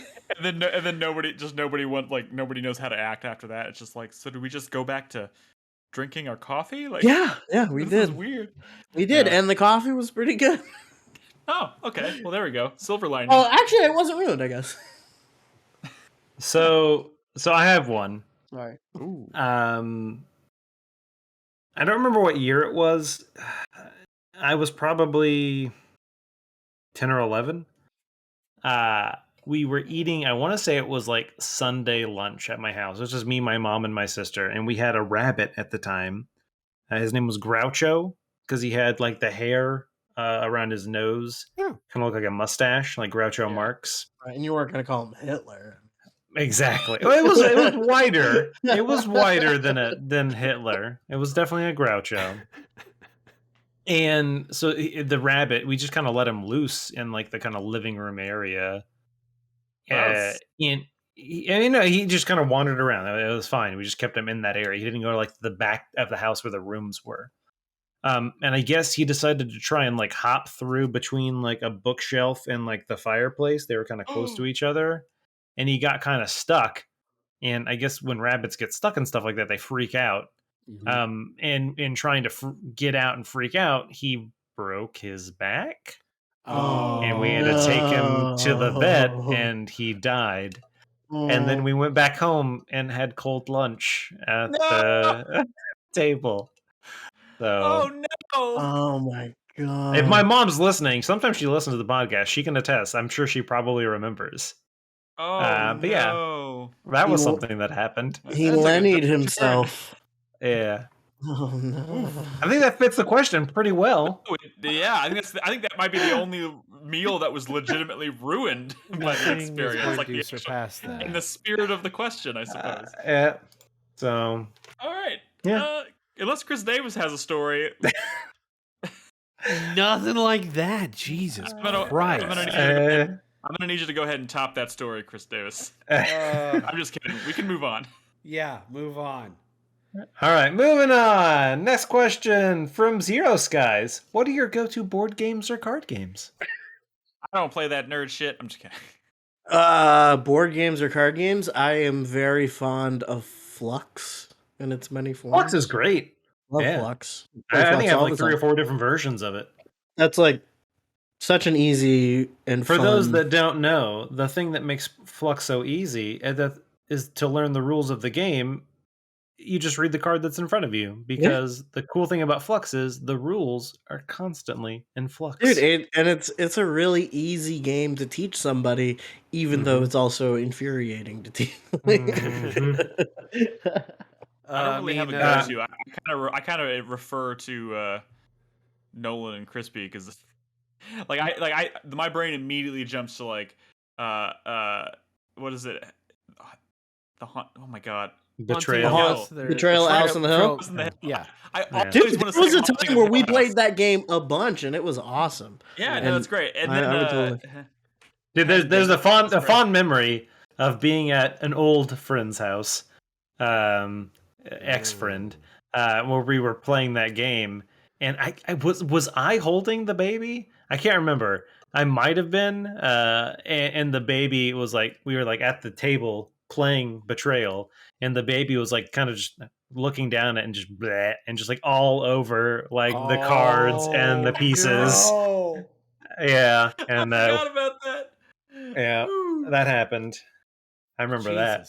But yeah, no. So I will say that yes, Betrayal at House on the Hill is one of my favorite board games. Unlike Flux, it is extremely difficult to teach to new people, mainly just because there are so many intricacies. But I think once you get the hang of it, it kind of flows into it. And the cool thing about that game, for those that don't know, and it was actually on sale like a week or two ago. Let me double check to see if it is still. No, go ahead. I was just going to say that there was actually a time where the game went out of print. And they brought it back. It was going for like $400 while it was out of print. Wow. It was really that's like right when it became really popular. They brought it back. They did an expansion to it, and then they released a D&D version of it called Betrayal at Baldur's Gate, which I would really like to play. As far as like go-to games though, I'm not there yet, but I really want to get a group of people together who are willing like to Legacy. learn how to play. Well, no, but I want to get a gaming group together that's willing to learn how to play the Avalon Hill Dune board game, because apparently that's just like one of the coolest hobbyist board games that's ever been made. I've watched streams on YouTube of people playing it, and it's like, it's so cool. It's so awesome. It's great. The reason I'd recommend Betrayal is mainly just because it has so much replayability. Currently, it's apparently on sale at a lot of different places. Amazon, if you go to them, but Walmart, Target, GameStop, for $28. Normally, it's like 50. The cool thing about that is there's 100 different scenarios that can occur, and so you can play that game 100 times in a row and have it like end differently like every single time. Yeah. So that's one of the fun things about that. Unlike something like Ticket to Ride, or like Monopoly or something. It's kind of the same shit over and over. I think Betrayal it's so replayable. Yeah. What's up, Chris Davis? I was gonna say, as far as card games go, Codenames is just a great game. Codenames is pretty good. Yeah. Secret Hitler, that's a good one. I would say, Cards Against Humanity is always a fun time. It's such an easy go-to. Why do you hate it, Chris? I fucking hate that game. I hate that game. It's like sense of humor simulator for normies. I fucking hate it. It's a game you can play with normies, and I always do. It seems like, and it just sucks. Okay, it just fucking sucks. Crispy, have you played Sushi Go? That's a pretty good one. Yeah, I think that's I played a fun, with you simple kind of. Yeah, probably it's a fun little simple matching game. What was the other one? The Japanese one you had, like Hokkaido or? So I have a couple. There's Takanoko, which is the bamboo one where you play like you have like a. No, I'm talking about the one where. Panda. Okay, so that is Takkaido, I believe. Yes, yeah. Takkaido is the one where you're traveling across Japan, and you're stopping at inns and stuff like that, and stopping at like scenic views and stuff. Yeah, Takkaido's. So the problem is, and that is a good one, but the problem is it's 4-player max, and there are so many times when we have like 5 or 6 people, and like that. One of my frustrating things is so many of my favorite games have that limit, and that's the reason why something like Cards Against Humanity can be fun in that extent, and that you're not limited to 4 people. Most really good board games, like I'm sure the Dune one you're talking about, Chrissy, probably has like a limit to an extent. Like you can't have like 12 people. Don't get me wrong, I don't always have 12 people, but it seems like 5 or 6 is like the average, and so many games have that like 4 to 5 player limit. That one's 6 players. Yeah, so that's what I'm saying. So six is a good amount. But yeah. Anyway, this is not a board game or a card game, but when I was in Pennsylvania for Robin's family reunion, I ended up in a match. They had one of those at the house. They had one of those like bar Jenga games, like the big blocks. Yeah. I ended up in the greatest game of Jenga with one of the other young girls. I think she's like 10 years old or something. It was me in a battle of wits playing Jenga with this 10-year-old, and that game, that was the longest game of Jenga I've ever played. By the time I was done, the stack was taller than me, and I won. She finally made the whole thing top, and I was like, that was one for the record books. It was incredible. That's awesome. It was incredible. So. That reminds me, I forgot, me and like a group of friends I hang out with regularly, for a while there we got really into playing pickup sticks. Ooh, pickup sticks with because it's like, so stupid simple, but like it is white knuckle action. Trying to pick up one stick without disturbing any other sticks. It's like performance surgery, man. Oh, what about Battle Shots? Battle Shots was great. Played that. Battle Shots was a lot of fun. I would die if I tried to do that again. Dude, we had some fucking hard nights when we used to play Battle Shots. I want to say something about that night too, because that night I got really drunk because of Battle Shots, and then the cops got called on us, and I was all like, "Man, cops suck," and you guys were like, "You can't say that." No, cops are great. We love cops, and now look at the world. Now look at the world. You weren't saying cops suck. While the cops were there, you were yelling, "Fuck the police." Was I wrong? Was I wrong? You weren't, and I agreed with you, but I didn't want the situation to escalate. No, because like Nick opened the door, and I'm like, they can't come in here. Don't invite them in the apartment. They can't come in here, and I'm like drunk as shit. So thank you, Battle Shots. Yeah. For those that don't know, Battle Shots is very similar to Battleship, except for when the other player gets a hit, instead of putting a peg, you take a shot. That's like like literally the physical thing has a shot glass sitting on it, and you take a shot. So yeah, Battle Shots can go hard real quick. All right, moving on. Physically, I don't think my body can physically handle playing Battle Shots at my age anymore. Sorry, it's real serious. Did y'all ever play Root? Nope. No. Root? Oh, that's a good fucking like board game. ROUTE or ROOT? ROOT. No, never heard of it. It's a 3 to 4 player kind of versus game where you're playing as factions of woodland animals trying to take over a map. But the thing is about each faction is that they can play 100% different from one another. Like one is like this kind of Robin Hood-esque freedom fighter group. Another is like these socialist foxes that are trying to take over the various towns in the woods. Like foxes. It is bizarre, but it's so much fun. Look up Root. ROOT. Root. Okay. All right, couple more questions. We got some quick ones. This one from the Drunken Merchant, since we haven't done one from him tonight, and we only have 37 others. When moving in real life, would you rather only be able to walk at a normal pace, or only be able to be in an all-out sprint for the rest of your life? For everyday situations, think of getting a glass of water, shopping for groceries, etc. So I read this question. I would rather walk at a normal pace. So I read this question a minute ago, and so so it's like one of those things where it's like, well, sprinting, obviously you get places faster, and you could shop in the grocery store pretty quick if you were sprinting. If I'm not going to get fatigued from sprinting, let's assume you don't. But then think about what if your grandmother needs you to help her cross the road? What if someone's trying to you just like run in circles and keep coming back to her maybe it's but then I was like, okay, so I'd rather walk, right? But it's like, well, what if I'm on a train track and a train's coming? I kind of want to get out of there. Well, you only have to step to the side. You don't run down the track. But if you're being chased by I'm aware. If you're being chased by a fucking bear, you have a problem. You're not supposed to run from bears. You're supposed to make yourself big. Yeah, you're supposed to. No, you're supposed to play dead with. That's a joke. Playing dead's the joke. No, playing dead is for black bears, I think. It's different. It's different depending on the bear. If it's black bears, you're probably okay. If it's brown bears, you're gonna die. I thought so. If it's polar bears, you're gonna die. Polar bears walk in a straight line and eat everything they encounter. I'm sorry. That's true. Off topic. I think the answer to this question for me would be I would rather walk at a normal pace everywhere because I honestly think that would be an upgrade to my current pace. So.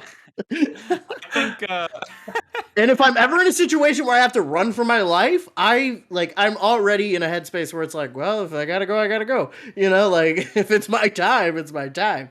So if a bear is chasing me, I try to think about how many situations I've been in the past few years where I felt like I actually needed to sprint to do something, and it's not much. It's not much. So I feel like I'm gonna go with walk at a normal pace. I'm gonna bet that the next time I need to sprint to save my life is just gonna be the end of my life, and that I will have lived a long, fulfilling life by that point. Oh man, I hope that is true, Crispy. All right, next question. Ooh. If you were so inclined. Yeah, I know. There's a lot of drunken merchant ones, and the problem is like a lot of his are like 128 words. We can call it. We can call it there. His questions are like the SAT. Yeah, right. The problem was I saw another one from him that I didn't because I don't read who the question's from first. I just read the question. And I saw one that I was like, oh, let me ask this one, but I saw it was from Drunken Merchant again. But the problem is it's another would you rather kind of question. We got a lot of Drunken Merchant questions right now. There's do we have any Osama bin Affleck questions? No Osama bin Affleck questions. No. Okay, here's the deal. Okay. We can call it here. But let me just remind everybody, guys. Anything you want to ask us, whether it's gaming related or silly, whatever, we encourage all the questions. We bounce around a lot, so even if we don't answer your question immediately, we'll get to it eventually. So if you're out there and you're not Drunken Merchant, not saying Drunken Merchant, you can ask all the questions you want. In fact, you're doing great at that as is. Keep asking them questions. But if you're out there and you're listening and you support us on Patreon or Twitch and you haven't asked a question, or if you have something in the back of your mind you want to hear us talk about, post the question. Please, God, post the question. We'll answer it. So for now, we'll call it there for questions this week. We'll get to more next week. Now we're gonna wrap up with the 4-player minute. That means we're each gonna do our hype, sweat, thank you, and fuck you of the week, or any combination thereof. Who's Chris Davis? Are you ready to go first? Okay. I was literally just finishing writing mine, so I guess I can go. Perfect. All right. My hype this week is for Halo Infinite. So that's the Game Informer cover for the month now. And a lot of positive stuff is starting to really come out about the game.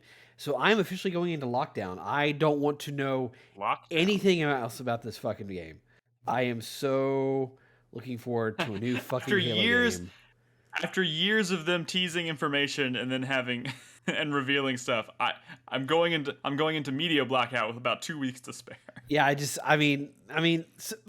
wasn't until recently that they actually started showing off things about the fucking game. And after that campaign trailer they put out a couple weeks back that really looked fucking good, and the things I have stumbled upon in reading and seeing about this, what the game's going on. Like I saw a screenshot today of the Master Chief and some Marines trying to set up an ambush of some brutes in the middle of this really nice looking forest. I was like, okay, I gotta stop. I gotta fucking stop. I'm just gonna let myself. I'm all in. I'm all fucking in. That Halo hype. Yes. My sweat this week is for Battlefield 2042. So that the digital Ultimate Edition of that game came with like a week's worth of early access to the game. So if you spent an extra $30, you could play it right now. And everything I'm hearing so far is coming back and saying, why wasn't this game delayed further?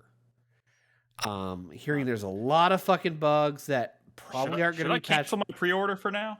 I don't know, man. I honestly don't know. I enjoyed the beta for the most part. But there was a lot of things I had problems with that, logically speaking, would be fixed in the several months between the beta and the final product. And I'm really just hesitant at this point to get into it. Fair. And I really like Battlefield, and I've been really looking forward to this. So this might be one of those situations where it's a great game that just needs more time in the oven. So if you give it a couple of months, by the time you do finally play it, it'll be great. Yeah, but my worry there is that since this is a online only, no single player thing, that the audience just isn't going to be there in a few months for me to play. So I don't know. My first fuck you this week goes to Ubisoft. Today they announced that they are going into damage control mode for Rainbow Six Extraction, which they gave a release date. They have stop it. Go away. Good job. Thank you. Sorry. Wow, stuff's going on over there. He was digging in some stuff I have on my desk that I really don't need shredded, and God damn it, Cat. Anyway, he tried like hell to cling to that desk as he was falling. Sorry, continue. Yeah, he fucking Cat. I swear to God. Yeah, they're in full damage control mode right now. They revealed the release date, and in doing so, they also revealed that they've cut the price by $20. And it comes with a co-op, like buddy pass system, like they did for that Wolfenstein co-op game that they put out a couple years ago, to where one person buys it and then two of your buddies can play with you for free. Wow, they must not have a lot of faith in their product. It doesn't sound like they have faith in it at all. And I was already just so meh about this game. Like I have zero faith now. I just, granted, that's loud. I don't. Do you feel obligated to play a Rainbow Six game, Chris Davis? No, you don't have to. I don't. I have not felt obligated to play a Clancy game in several years. Then you're fine. It really fucking annoys me that the first like story-based like content that's not a fucking arena shooter thing for this franchise in close to 10 years at this point is a fucking whatever the fuck this is. Whatever the fuck this aliens kind of absurd sci-fi bullshit thing is. And already Ubisoft has decided to just like do their best to just pull the rug out from under their own product, apparently. Pull the rug out from under their own product and just try to get back as much cash as they can and then probably move on. I doubt this game has a very strong shelf life. I bet you money it does not have any life beyond launch. They are probably not going to support this thing at all, and they're just going to keep pumping money into Siege. Sounds like Chris Davis is making a hot dog bet. I'm not making a hot dog bet. I'm just saying I have no hope for this. Fair enough. So, Carlos is saying in chat I should stream the OG Ghost Recon. The OG Ghost Recon was a pretty good fucking video game. Then you should do it. My second fuck you goes to Nintendo this week. So next week, it's either next week or the week after, the new remake of Pokemon Diamond and Pearl are coming out. Brilliant Diamond and something Pearl. Something, whatever it is. Already it has leaked out. People are playing it. And people are reporting that... So Pokemon is known for... amongst having a very dated gameplay design for splitting their product in two parts. So you have to buy it twice or you have to play with other people to experience like everything in the game. That's been the thing since day one. Since day one, it's always been like that. But evidently in this, like, they don't give a fuck anymore. And so it's evidently, like, there is no difference between the ROMs. There are not two ROMs to this game. It's just one, and there's a flag setting in the settings that switches it between Pearl and Diamond, but you can't change that as a regular end user. Like, it's just one... It's to get access to, like, 3 extra Pokemon in order to get the full experience of these two games, you have to buy it again. Despite the fact that you decide to design it to where it's only like a single flag setting change in the game's BIOS or whatever. Nice. It's just fucking absurd, man. Fuck you. The good news is here. When was the last time you cared about Pokemon, Chris Davis? I feel like it's been a while. New Pokemon Snap. I feel like, well, yeah, but that's not a traditional Pokemon game. I feel like just in general, like our podcast in particular has not really been high on Pokemon for some time, which is fine. But yeah, this it sounds lazy. It sounds disappointing. I didn't even know this thing existed until I heard it about. I think I heard about it yesterday on the Kind of Funny podcast, and I was just like, "What? Again? More of these remasters, or remakes, whatever the fuck? I don't know. It's weird." Anyways, who's going next? Nolan, are you ready? Yo, let's do it. My 4-player minutes starts now. My hype. I'm doing a Habitat for Humanity build tomorrow. It's been a while since I've done one, so I'm pretty excited to get out there. I usually do them once a year and help out. Always fun to work on a house. My sweat is going to, as soon as I am done with that Habitat for Humanity build, I'm going over to my in-laws' house to wall mount the TV because they got a new TV, and so I get to wall mount it. The problem is, because they bought a house that was like a model, it came with a TV that was wall mounted, so which means that TV doesn't have a stand. So not only am I wall mounting a new TV, I'm also wall mounting their old TV in a different room. So I get to wall mount 2 TVs tomorrow. Damn, that sounds nerve-wracking. Okay. That's gonna be fun. I mean, this is a pretty dumb question. Have you wall mounted a television before? I've wall mounted at least 3. That's what okay. That's what I figured. Yeah. I don't trust myself to do it. I mean, as long as you get it in the stud, you're fine. Yeah. My thank you is actually going to go to one of the people I met in the Peace Walker Discord. His name is Roman, but he's from Greece. I guess his name should be Greek.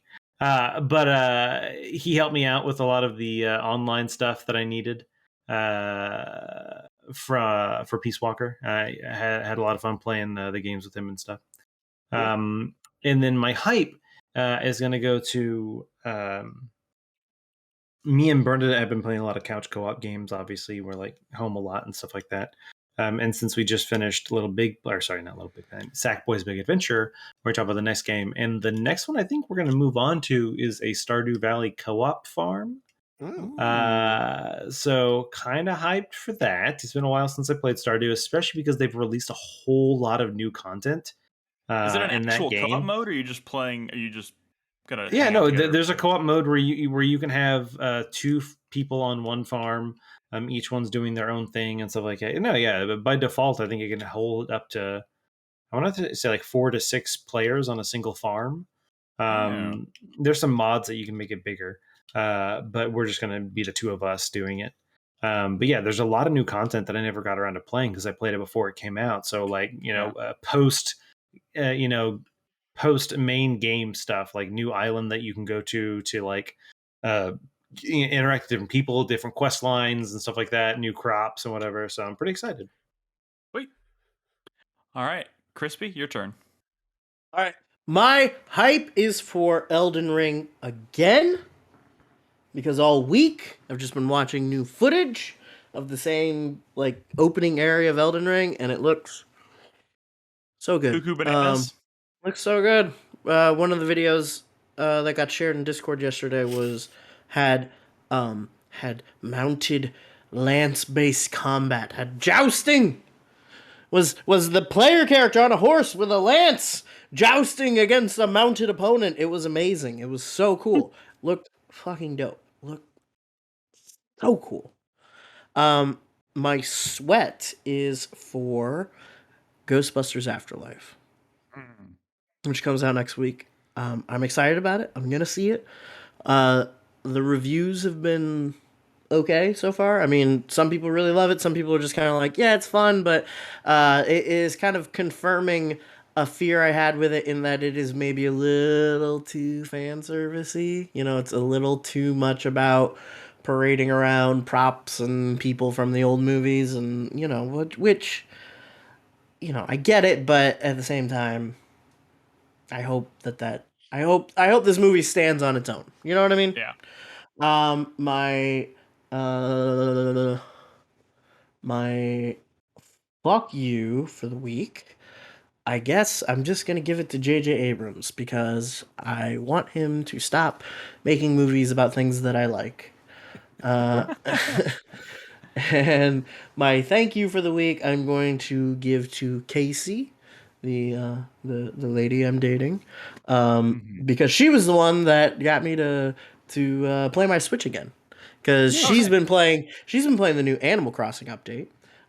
She loves Animal Crossing. She has her own podcast about Animal Crossing that she does with a few other people called Resident Services. If you ever look that up, tell her I said hi. And I'll post a link in the show. Yeah. Tell her Crispy sent you. Yeah, they're going. Yeah, tell her Crispy sent you. And yeah, they've been going crazy because that new giant update just dropped for Animal Crossing. So like we've been hanging out, and she's like playing Animal Crossing, and I'm like, well, maybe I should just play my Switch. So I started playing Zelda, and it's great. It's great. It's really just fun. Great, wholesome fun. It just reminded me how much I like the Switch. You know, I was like, yeah, I am glad I have this thing. This is great. These games are fun. So damn good. Yeah. Has she invited you to her Animal Crossing island?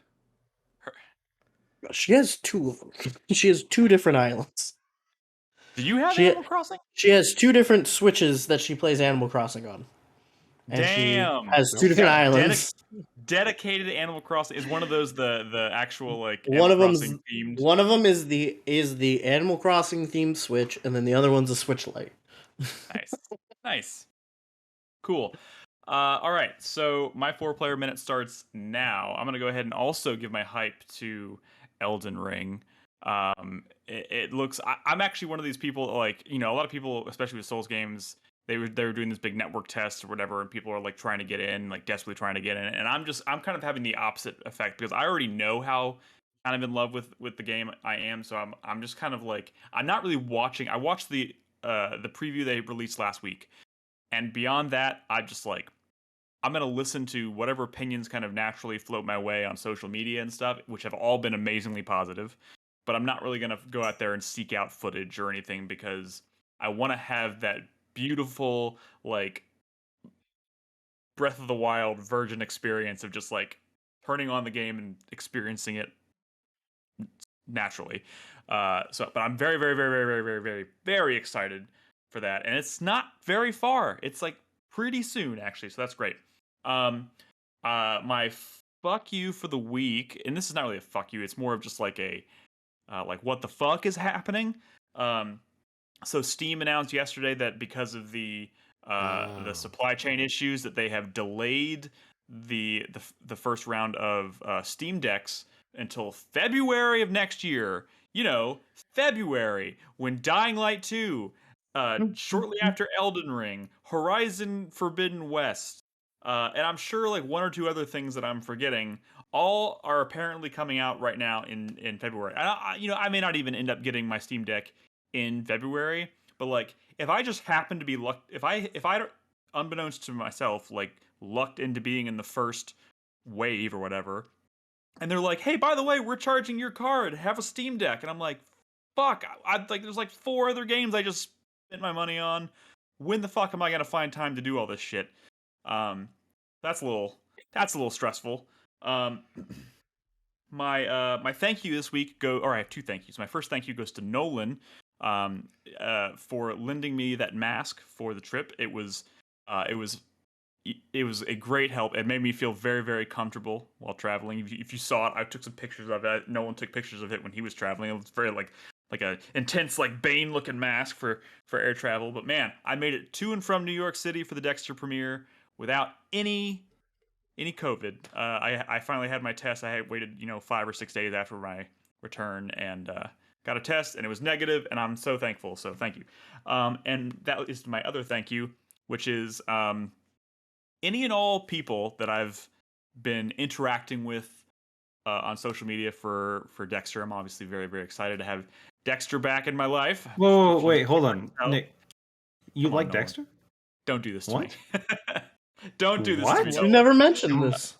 Am I just learning this? I've That Nick never likes heard of Dexter? this. What is it? But seriously, I want to read like a lot of.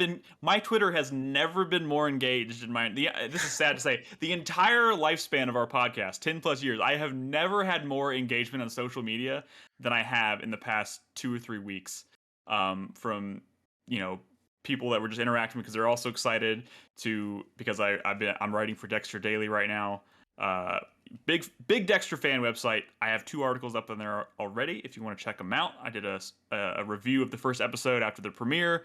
I've done a like kind of analysis recap breakdown of the first episode as well, where I go into spoiler filled details and all that good stuff. But like me just kind of naturally being very excited on social media has just kind of opened up all kinds of doors that I never in a million years would have expected related to this. Going to the premiere is one of them. Writing for a website that I've followed for ages about Dexter is another one. And then today, Showtime reached out to me. Showtime reached out to me and said they're going to send me something. So like, this is all just because this is that's fucking funny. Stop calling our offices. Man, but me just fanboying real fucking hard on social media has kind of made, when they announced that Dexter was coming back for a limited series, I was over the moon, but I never would have guessed by the time we got here, I would be going to the premiere, I'd be writing, I'd be a guest on a podcast that's probably going to happen again before the season is over, and now this care package or whatever the fuck, I don't even know what the fuck they're sending me, but they're sending me something, so that's pretty cool. And it's gonna be a Barbie doll with ribbons on it. I'll take it. No, I was trying to find that picture the other day of the gift that so I've had 2 wonderful Dexter gifts, one from Crispy and one from Nolan over the years. So I have my blood slide coasters over here that Nolan gave me in a giant cardboard box that he hand drew to make it look like the air conditioner that Dexter hides his blood slides in, which was phenomenal. And then Crispy gave me a fucking dismembered Barbie doll with the fucking painted fingernails and the ribbons wrapped around it, and it was all just an elaborate way of giving me what was it, like an Xbox 360? It was like a Xbox Live code or something. Yeah, Xbox Live for code. like $20. That was like handwritten. Didn't Jordan do the handwriting? Like Jordan made the card for it, and I bought a Barbie doll and I cut it up and I tied ribbons around it and I painted the nails and I put it in a box. And it was the coolest fucking thing, and I'm pretty sure I still have it. It's one of those things where it's like, if I show this to people, they're gonna be a little creeped out. Yeah. You were like talking about putting the head on a keychain or something, like he does in the show. I actively looked into that, and then I decided it'd probably be hard to explain to people, so I didn't end up doing it. They're either gonna be like, "Oh, you like Dexter," or 911. Like what? Or what the fuck? Yes. Or they just think he's a Barbie fan. So yeah, I'm gonna go ahead and thank you to these 2 friends right here who did very, very thoughtful Dexter themed gifts. That was a long time ago. It was like 8-9 years ago, but still fucking phenomenal. So yeah, I've learned something the past couple weeks, which is like, sometimes I feel like, oh man, I know I'm being real intense about this, but being excited about something shouldn't be a bad thing, and like advocating for yourself shouldn't necessarily be a bad thing. There's kind of a stigma to it, I think, at some point. So like I've just been kind of leaning into it, and it's been paying great dividends. So thank you to everyone that's kind of made this a very exciting time for me. And I do apologize for all the people who don't care about Dexter that are also following me on Twitter, because the next 9 weeks are going to suck for you. So I still have. I'm sure you have it somewhere, Nick. But like the photo of our kitchen for the Dexter premiere. Yes. We made a kill room for the Dexter premiere. Let me tell you. Yeah. That shit's harder than it looks. The show Dude, makes it look so easy. It took a long time. And it wasn't even a particular like it was not anything fancy like what we did. But still, it was fun. It was a fun experience. That was the night that I was so excited for the premiere, I got drunk and forgot what happened in the episode. I'll post it in chat, but this is hopefully that link works. I had to rewatch the episode the next day because I got so drunk that I literally couldn't remember what happened. So, anyways, thank you to everybody who's been supportive and not running for the hills because I'm posting a lot about Dexter. just 9 more weeks, and then it'll be back to business as usual. But anyways, that is our show this week, guys. Thank you so much for hanging out, talking about video games, all this good stuff. Discord, join us in Discord. In the meantime, in between shows, we're always in there. We're always active. Brad's still in there. He's still on paternity leave, but he'll be back eventually to talk about video games. In the meantime, you can find him and us at discord.gg/4Player. And if you are interested in supporting us, helping us pay for like hosting costs and whatnot, you can go to patreon.com/4Player, or you can subscribe to us on Twitch. Either way, we appreciate it. And in the meantime, be good to yourselves, have fun, play video games, and we will catch you guys next week for another episode. Good night. Bye. Bye.